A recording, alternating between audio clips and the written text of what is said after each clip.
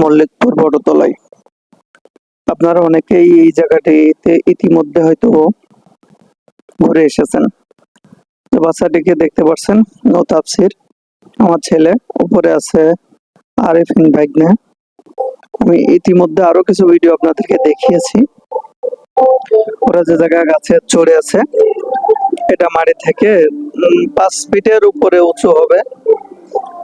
দেখেন, সে খুব চেষ্টা করতেছে উপরে ওঠার জন্য, সাহসে আছে বলে বলতে হবে।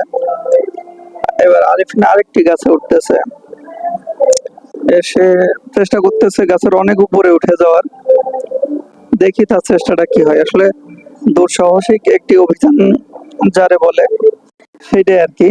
তাকে নিষেধ করলাম জুতা বাদে উঠতে, তারপরেও সে জুতা সহ উঠলো। দেখেন গাছের এটা নিচের অংশ, নিচ থেকে কত উপরে এসে উঠছে, অনেক উপরে আর কি। দেখেন এখন তো মনে হয় 10 থেকে 15 ফিট উপরে আছে। এখানে যারা বেড়াতে আসে ঐতিহ্যবাহী এই বটতলায়, মল্লিকপুর বটতলা, সবাই গাছের এই মজাটা নিতে চায়। আমার ছেলেটা দেখতেছেন, সেও মজা নিচ্ছে, সেও গাছের অনেক উপরে আছে। আসলে স্মৃতিবহুল একটি জায়গা। আমিও এই মজা সামলাতে পারলাম না, ওদের সাথে বয়সটা একদমই ছোট করে নিলাম। ছোটবেলার মতন আমরা নিজেও গাছে চড়ে বসলাম আর কি।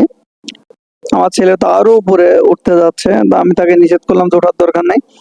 15 থেকে 20 ফিট উপরে আছি আমরা। আসলে প্রত্যেকটা মানুষের জীবনে কিছু কিছু অ্যাডভেঞ্চার দরকার আছে, এটা তারই একটি উপমা আর কি। এখন নিচের দিকে নামার চেষ্টা করতেছি 3 জন একত্রে। আপনারা যদি কেউ না বেরিয়ে আসতে মানে এসে থাকেন, তাহলে অবশ্যই এই জায়গাটিতে আসবেন। লোকেশন বলে দিই, একটা খুলনা বিভাগের ঝিনাইদহ জেলার কালীগঞ্জ উপজেলার মল্লিকপুর নামক জায়গা, যা কালীগঞ্জ মেন শহর থেকে 10 থেকে 12 কিলোমিটার পূর্বে অবস্থিত।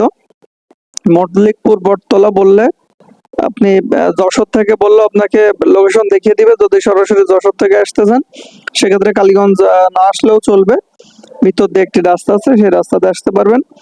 আর যারা কালীগঞ্জ হয়ে আসবেন তাদের তো বললাম, এটা নিমতলা স্ট্যান্ড থেকে আপনি যদি বলেন যে আমি মল্লিকপুর বটতলায় যাব, তাহলে আপনাকে এই লোকেশনটি দেখিয়ে দিবে।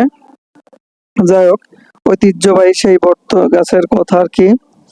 এটি যশোর বন বিভাগের আন্ডারে, যেহেতু বন অঞ্চল নিয়ন্ত্রণ করে যশোর, এর জন্য যশোর বন বিভাগের আন্ডারে এটি আছে।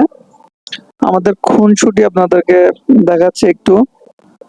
আসলে আমি চেষ্টা করি যখন বাচ্চাদের সাথে মিশি একদম ওদের মতন হয়ে যাওয়ার। আমার বয়স আর ওদের বয়সের তেমন কোনো পার্থক্য থাকে না মনের কাছে। দেখতেই পাচ্ছেন খুব সুন্দর একটি পরিবেশ। তো সবাইকে আমন্ত্রণ জানাচ্ছে এখানে সে ঘুরে যাওয়ার জন্য। আসবেন পরিবার পরিজন নিয়ে, আশা করি সকলের ভাল লাগবে। সত্যি একটা মনোরম একটা পরিবেশ।